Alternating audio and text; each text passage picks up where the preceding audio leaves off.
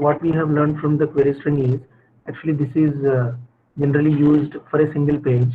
Then coming to the second one, that is query string. The query string is actually having few limitations that also we have discussed in the last class. That means the information can be clearly visible to the end user or anyone who is eavesdropping that information. And second thing is anybody can modify at runtime. So thereby your actual information may not be the actual information which is passed ultimately to the server. So this point is a very secure concerning point. Okay, security point of view, this is a very uh, concerning area. And third one is many browsers actually do not support unlimited length of URL query strings. So that's why it is having one more limitation of data uh, truncations. Okay, so if you provide more than 2 KB or 4 KB, some 10 KB information, what it will do basically is it will truncate whatever the maximum uh, characters that it can parse and simply leave the rest of the thing. So thereby you are ultimately sending the partial information to the server. So these are some of the disadvantages for the query string. And we will see, as I have said, we will see all these practical demonstrations in the lab slots, because here itself we cannot take the code as well as the theory part. So that's why we will cover up first with the theory concept. Then in the coming lab slots, we will do the practical implementation and see how it is actually behaving. So after these two objects, the next object is cookies. So cookies also well-known objects, and if you have worked on PHP or any other server-side scripting technologies, cookies is a basic information which you can write in your own machine so that it can store some of the important information for that functionality. Suppose, for example, uh, suppose you are buying something from Amazon.com. Okay, so you have selected some products, and all these products are saved in your cart. So after searching for a couple of hours, you just selected some 10 to 15 items so that you are going to ultimately purchase them. But meanwhile, what happened? Like you got some urgent call, or the power outage was there, or maybe the network got disconnected. So these can happen in normal day-to-day lives. Okay, so the thing is, if were not the cookies in place, then suppose before purchasing those 15 products, you got some urgent work and you left that computer and went away, and after 2 days you came back to the same site and opened that products list. It will be not available, because actually what we are doing is we want to save some information from the side of the user. So whatever is the searched information, or whatever the selected item is, ultimately we want to write in some object which can persist for some certain amount of time. So that time is basically dependent on the programmer. It can be persist for 10 minutes, it can be persist for 1 hour, or it can be for 3 days, or it can be for 1 year also. But the basic problem is, even though the programmer is specifying the timeout of these particular cookies, the machine can take its own decision. Because suppose you just had installed an antivirus, and antivirus was cleaning something, and in that it has cleaned these cookies also. So these kind of issues will be there. Or otherwise you got these cookies, and after that after a couple of days your machine got formatted. Okay, so the entire information is lost. So in that way, cookies is not for the permanent solution. Just understand carefully. Cookies is not for the permanent solution, but it can save a day for the user by providing a temporary solution, at least by providing a temporary solution. Like for example, which we discussed just now, the user has selected 15 items after going through the entire products list. and after some 2 hours of exertion, he identified some 10 to 15 items and saved in the cart.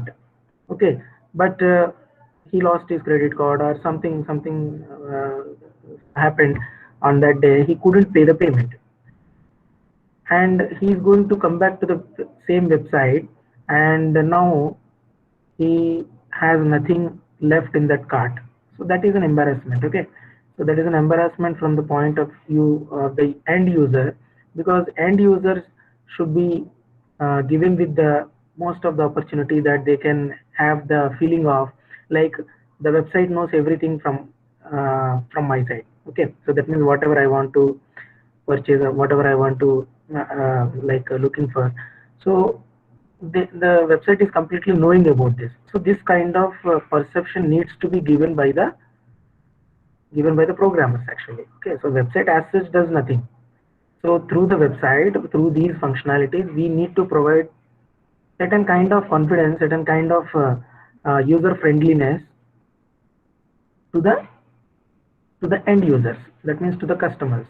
Okay, so cookies is one of the best way of persisting the information in your working machine. That can be laptop, that can be any Android device or anything. Okay, so that device can be keeping that information for a certain amount of time. So the amount of time, whether it should be persistible across across a few months, all these can be specified through the coding. Okay, and we can see cookies store actually the text information only.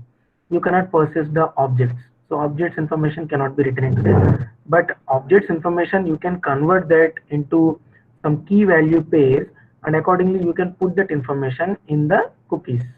Okay, and cookies are part of the this particular class, and so thereby we can access the request as well as response, so that to play with the cookies information. Okay, so some coding is actually given. We will discuss in length with how to create a cookie, and I can open and show how it is looking like, and whether we can fetch instantly or not. So all these things we can see in the demonstration in the lab slots, because much time will be lost if I take that in the theoretical slots.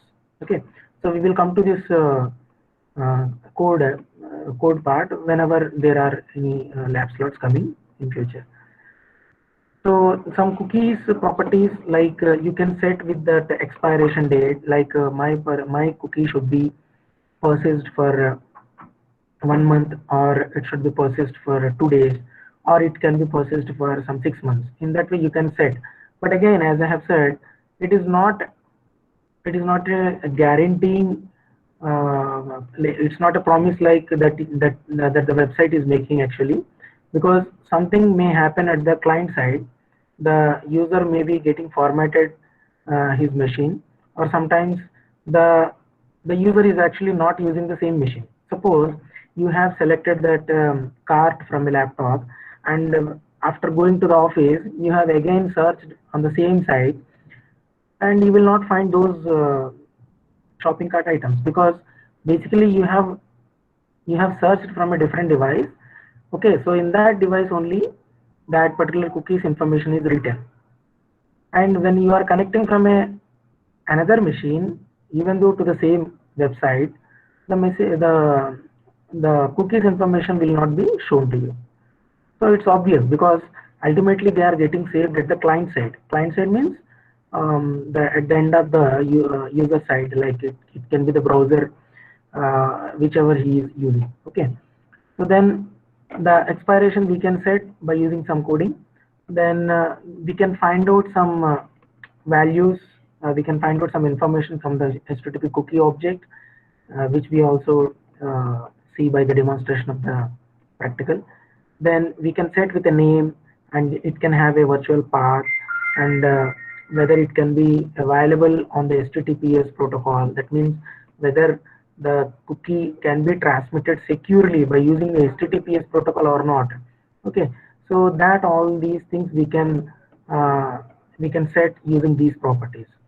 Then what is the current value of that particular cookie, and there is a collection of values also. You can write some bunch of information or a single information. So it depends ultimately on you what information you want to write. Okay. Then cookie setting example we will see in the lab slot, and this is the reading and writing example. Okay. And before completing this cookie, let us understand few things about this cookie. So cookies actually are maintained by the server, are created by the server, but not at the server side, basically at the client side. So they are nothing but the text files. They are nothing but the text files which can keep some information, and using that same browser it can fetch that information and can show to you whatever is the persisted information.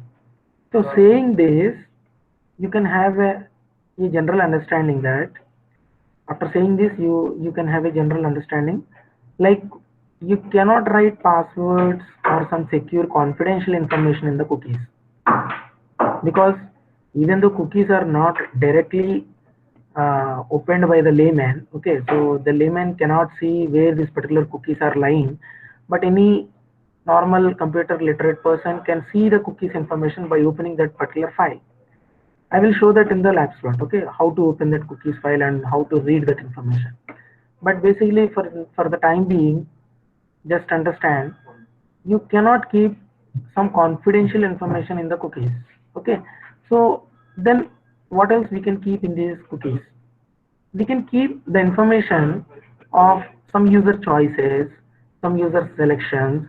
Suppose there is a theme, the website is offering some different themes, and you are giving some opportunity to the client, to the end user, so that he is selecting his his preferred theme. Okay, so the website is offering some multicolored theme. One is in blue color, one is in yellow color, one is in red color, or one is in black and white mode. So in that way, some multiple themes you are offering from your website. And as an user, I have selected some yellow color background theme which suits to my mind. Okay, so what happened was I just selected a theme, and for across all the pages navigation that are being done by the user, or even after some 2 to 3 days, or after 6 months also, whenever I am going to that website again and again, I should be shown with that particular yellow colored theme only. Okay, only for me. And for another user, as his choice can be different, he has selected blue color. For him, the website can be shown in blue color entirely whenever he is visiting that website. So in that way, what we are offering is we are offering a customized solution to the end user, but not for the secure confidential information, but as an user-friendly user interfaces, whatever you can create, or whatever you want to save some information like the card or some settings or some anything that makes sense. So all these you can put that into the cookies. Okay, so you can write that information in the cookies, and when the page is getting loaded, you can verify whether this particular setting is available or not. Suppose the user has selected that particular theme, and accordingly the choice theme can be shown to the user again and again till that user is not leaving that website. But normally the same user, when he is visiting from another machine, maybe from the office or from any other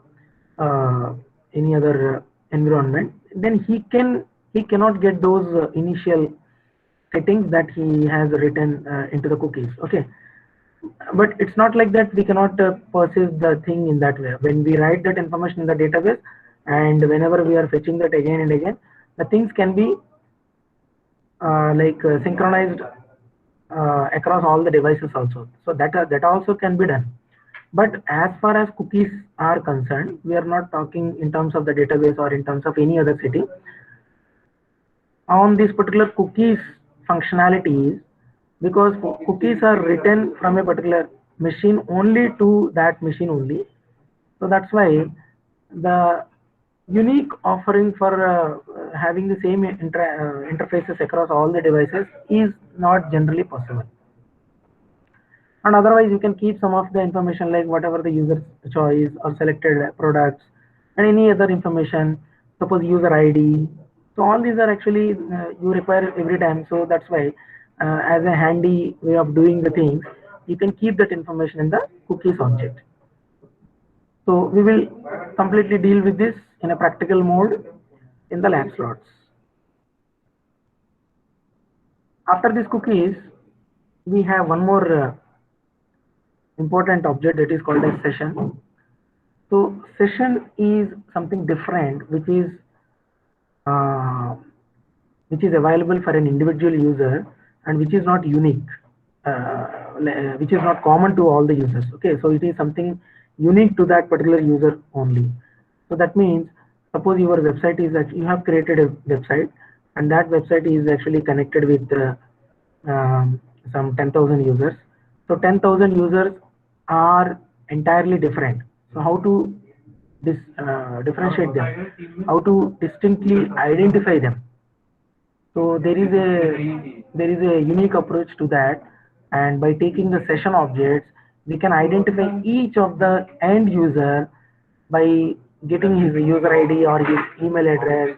So in that way, 10,000 users identification can be done, and 10,000 users information can be retrieved from the database accordingly as per his choice. Okay, so जैसे मैंने suppose I have filled up my name and other profile details, and as I have entered into that website, I will be shown with my own data only. It will not show up with any other client's information. So that is what we are doing with this session.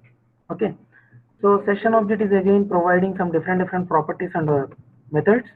Whether this is a new session or not, this is being checked by is new session. Then item, individual session based property bags items can be identified. And session ID, what is the unique session ID for this particular user? We can actually cross check that by providing this property.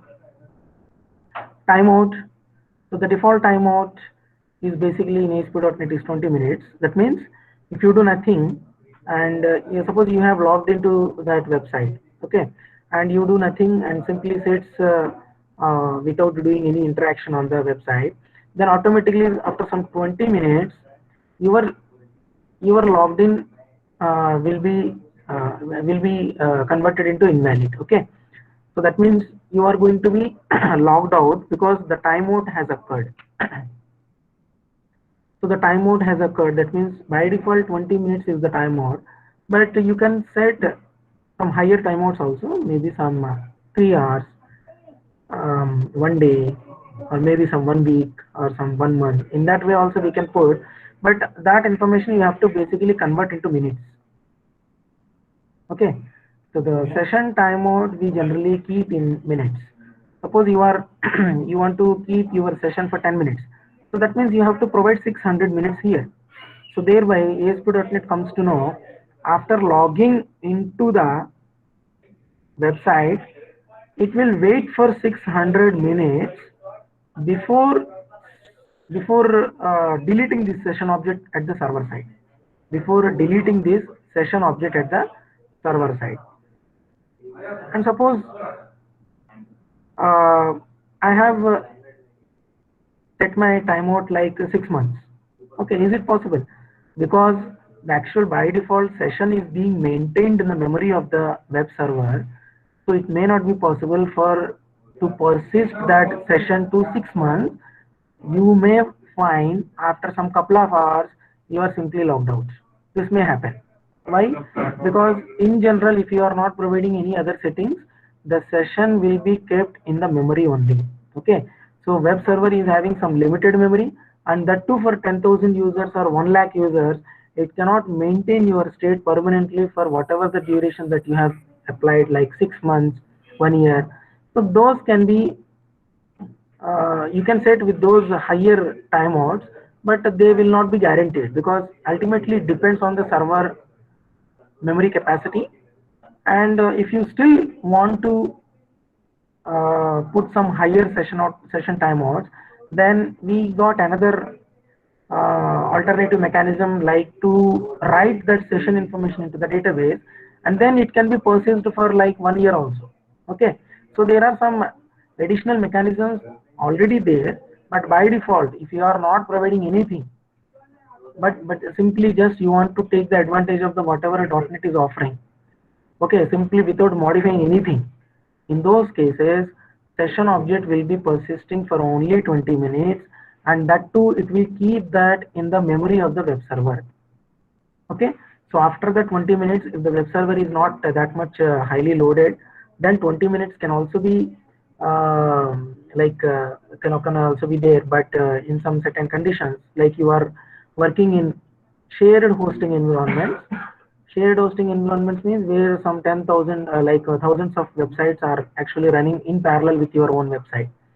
So in those hosting servers, even though if you are putting like 2 hours as session timeout, it may simply terminate you within less than 2 minutes. This may happen because as compared with the other websites load, you will be offered with a smallest slice of time, and if the time is not that much it cannot maintain that session state anymore, it will simply terminate that session object, thereby sending you to the logout. Okay, so in that way, timeout keeps an essential part of the session state management. Then whenever we want to manually abandon the current session, then we can call this method. Or simply we want to clear up all the things from the session state information, you can call this clear method, like session.clear, session.abandon, and this is the property session.timeout, which you have to set with a new expiry timeout. Okay, so these things again we will see in the practical slots. So there is an example for this also, and session and application variables use server memory. Before coming to this, I have to explain this application. Okay, because application is what the final object in the state management, and what it is offering, it is actually unique for all the user context, which is something different to this. Okay, session में क्या होता है, हर एक user के लिए अलग अलग information store करके उसका यूजर आईडी, उसका ईमेल आईडी, जो भी इंफॉर्मेशन आपको राइट करना है, it can uniquely identify each and every user. But whereas for an application, all the users are having the same data, so that's why it is actually based on application context. So application context is unique. Okay, so whenever you want to have some information written or read which is applicable for all the application context, then accordingly you have to call this application object. And application dot count will give the number of objects in the HTTP application state collection. Then before writing, and because as it is commonly available to all the users, many of the users may be simultaneously accessing this application or writing something. So that's why you have to sometimes lock before writing something to the application context. Again, you have to unlock after writing is over. So in that way, you have to use this lock and unlock methods. So many other properties and methods are there for the application, and there is an example that is given here. And application, first of all, we are getting log, and there is a variable which is saying like it's a counter. It is incremented to 21, then 21 to 22. Then finally, after writing that information is over, we are unlocking that, so that this newly added information like 22 can be available across all the user contexts. Okay, so that's why it is called as application context. So application context is unique for all the application, but user context will be different for the session states. So these two are the main differences between the session and application. Otherwise, these two are actually based in the server memory locations only. Okay, so session and application variables use server memory only, and the session keep to a minimum to preserve server performance. So that means whenever you are programming on this session, try to keep to have the minimum number of session objects, so that too you are actually preserving some server memory. Otherwise, suppose you are offering the user everything written in the session, like email address, write in the session, user ID, write in the session, phone number, again write into the session, and what is the like whether he is a paid user or any other user, again write these into the session. So if you are writing too many information in the session objects, ultimately what happens, suppose for an user you are giving some 10 session objects, that means for 1,000 users you are offering some 10,000 session objects. So that will be a penalty for your server. That will be a penalty for your server. So that's why keep the number of session objects to as minimum as possible. Okay, basically what you want to identify is what is the user ID, or maybe sometimes whether this user is a paid user or like a trial user or something like that, or at the most you can write the email address something. Okay, so in that way, but you cannot keep all the information written every time in session object, because it will be a penalty for your server. Why? Because everything is actually getting stored in the memory of the server. So this is what the basic limitation of these session objects. Okay, so then where we need to put this session objects? Okay, where which kind of data we need to put into the session objects? We generally hold whatever is the frequently used data to identify the user, or to look up some frequently used data. So that information you can keep in session object. So mostly what we do, we just keep the user ID, so that to identify the ID, identify the user who is actually logged in. Okay, once you got that number or whatever is the unique ID, you can then refer the database, or you can refer whatever is the additional information is getting provided from the application. Okay, then use web.config file to store rarely used items. This is a disk file, so access is slower. We will come to this web.config file after this PPT. Okay, at that time we will discuss in length. So basically, this application and session are being maintained in general in the server's memory locations. So thereby they are said to be precious in terms of the performance. So they are very, very precious. So that's why you have to cautiously use these session objects, and only wherever there is a frequently called data. So in those circumstances, you need to put these session objects. Otherwise, you can have so many another way of doing the same coding, which are not at all giving the penalty to the server. Okay, so there are many other alternatives also, but session object is very, very quicker, and it is identifiable across all the users that are available on the web application. Okay, so this becomes an important object, and the same thing is with the application, but the context is getting changed here. The context is entire application is actually looked up as a single unique object, and at the most you can find how many counts are there for this website, like how many page loads were there. So this is common, it's not user dependent. Okay, so how many hits were there till date, so you can have that information written into the application object. So it does not depend on the user session object. Okay, even though the users 500 users are there, that does not affect the ultimately number of calls that were made to the website, which is 21 or 22. So that's why the application context is entirely different, and the session context is per user base information, which is entirely different. Okay, so any doubts up till now? So we have seen all these 5 state management objects here.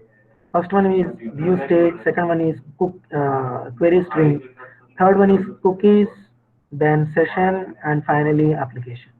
Okay, so all these 5 state management techniques are pretty much important in ASP.NET. either one of the or a couple of objects we need to interact with often whenever you are developing the web application. Okay. And finally, we will go through some of the basic uh, differences which it can offer. Okay, so we will go one by one. So application is actually global context, and it is shared across all the clients. And as just I have discussed, overuse kills the scalability. That means overuse of this application object actually limits the scalability. Limits the scalability means you cannot offer more number of connections for your web application. The scalability will get highly penalized with that. Then it is not shared across multiple machines in a web form, so it cannot be shared actually. Then primary purpose subsumed by data cache in ASP.NET. Okay, so there is an alternative that is, it is not an alternative, but one more powerful object is there that is called as cache. Sometimes we are taking the advantage of the cache, so thereby we are indirectly using this level of context also. So that we will come to know in couple of sessions. Then second one is session. It is per client base, as contrary to the application context. It is actually global context, but whereas the session is a per client based object, and it can configure to be shared across machines in web form. So suppose you have a very good application and very scalable application, you can put that in a web garden. So web garden means number of web servers are there, all these are connected, and that server information, that session and application contextual information you can write into the web garden also, but there some manipulations is required to do that, but that is possible. Okay. And what are the disadvantages? It requires cookie or URL mangling to manage the client association. So normally what happens, the session information is actually getting written in terms of the cookies only. So automatically this is being done by the ASP.NET. Okay. So the session token key which is identified is being written into a cookie. So thereby you are offering nothing but cookies functionality every time you are identifying this user. And off-host storage can be inefficient. So similar with the case of the application overuse limits the scalability. This is applicable to the session also. Then cookies, it is also per client. Okay, it is also per client per machine actually. It's not only for the client per machine.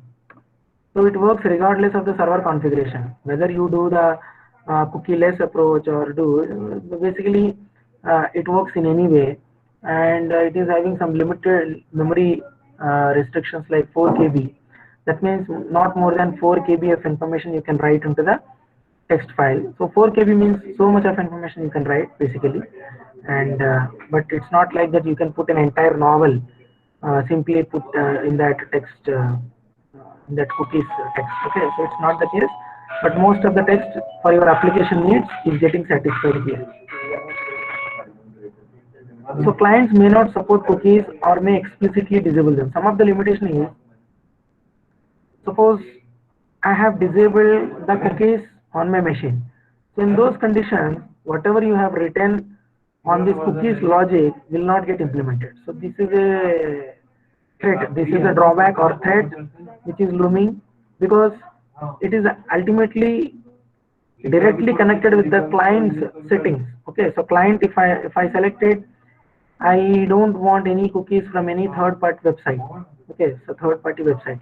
So that means there, if we are not allowing the cookies, the programmer has written some logic into the cookie that will not be written into the machine of that user.